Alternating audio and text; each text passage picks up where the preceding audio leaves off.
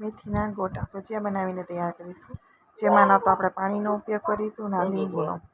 તો મિક્સિંગ બોલની અંદર આપણે ચણાનો લોટ એટલે બેસન લઈ લેવાનો છે. એની અંદર આપણે મેથી છે એ લીલી સમારેલી નાખી દઈશું. 1 કપ ચણાના લોટની સામે 1 કપ મેથી સાથે અડધો કપ આપણે કોથમીર લઈશું. તીખા વાટેલા લઈશું, લીલા મરચાંની કટકી લઈશું અને છીણેલું આદું લઈશું. સાથે આપણે સ્વાદ પ્રમાણે મીઠું, ચપટી હિંગ નાખીશું, જેથી આપણે બજારમાં કંદોઈ બનાવે એવા જ આપણા ગોટા બનીને તૈયાર થશે. સાથે આપણે ખાવાના સોડા અને હવે મેં અહીંયા લીધી છે ખાટી છાશ. ખાટી છાશથી આપણે લોટ બાંધીને તૈયાર કરીશું, જેથી આપણા ભજીયા અંદરથી એકદમ પોચા, જાળીદાર અને મોટા મોટા ગોટા બનીને તૈયાર થશે અને લાલ પણ નહીં થાય. તો એકદમ સરસ રીતે હલકા હાથે આપણે ભજીયાનો લોટ બાંધીને તૈયાર કરીશું. વધારે પડતો ઘૂમેડીને કરવાનો નથી. હલકા હાથે આપણે લોટ બાંધીને રેડી કરી લઈશું. તો અહીંયા ભજીયાનો લોટ આપણો સરસ થઈ ગયો છે. તો હવે આપણે તેલ છે એ ગેસ ઉપર પહેલેથી જ ગરમ થવા માટે રાખી દીધું હતું. તો આપણે એની અંદર ભજીયા પાડી દઈશું.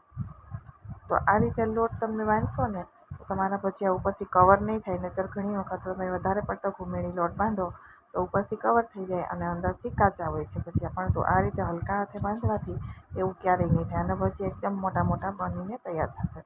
તો હવે આપણે પેનની અંદર જેટલા ભજીયા આવે એટલા આપણે પાડી દેવાના છે. ભજીયા જેમ કૂક થતા જશે એમ એકદમ બોલની જેમ ગોળ ગોળ થઈ જશે અને સરસ એવો કલર પણ આવી જશે. તો આપણે સાઈડ પલટાવી દઈશું. બધા ભજીયાની સાઈડ પલટાવી ગેસની ફ્લેમ મીડિયમ રાખવાની છે. એકદમ વધારે પડતી હાઈ પણ નહીં અને એકદમ લો પણ નહીં. અને લોટ તમે આ મેથડથી બાંધશો એટલે તમારા ભજીયા એકદમ ફૂલેલા દડા જેવા થશે. લોટ બાંધતી વખતે ખાસ ધ્યાન રાખવાનું છે કે ક્યારેય પણ ઘૂમેડીને ચીકણો કરીને લોટ બાંધવાનો નથી. જો ચીકણો લોટ થઈ જશે તો કવર થઈ જશે, અંદરથી કાચા રહેશે.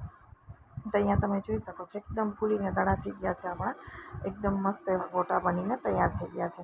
અને જ્યારે ભજીયું તળાઈ જાય છે તો એકદમ સરફેસ ઉપર આવી જાય છે અને બબલ્સ ઓછા થઈ જાય છે. ભજીયાનો કલર પણ બદલાઈ જશે. તમે જોશો તો પણ તમને લેવામાં હલકા લાગશે. તો અહીંયા ભજીયા બનીને તૈયાર થઈ ગયા છે. વિડીયો પસંદ આવ્યો હોય તો મારી ચેનલને સબસ્ક્રાઈબ જરૂરથી કરજો. વિડીયોને લાઈક અને શેર કરવાનું બિલકુલ ભૂલતા નહીં. તો પાણી અને લીંબુ વગર પણ આપણા ભજીયા એકદમ સરસ એવા પોચા રૂ જેવા અને કલરફુલ બનીને તૈયાર થયા છે. જે મોંમાં પાણી લાવી દે એવા સરસ બની ગયા છે, તમે જોઈ શકો છો.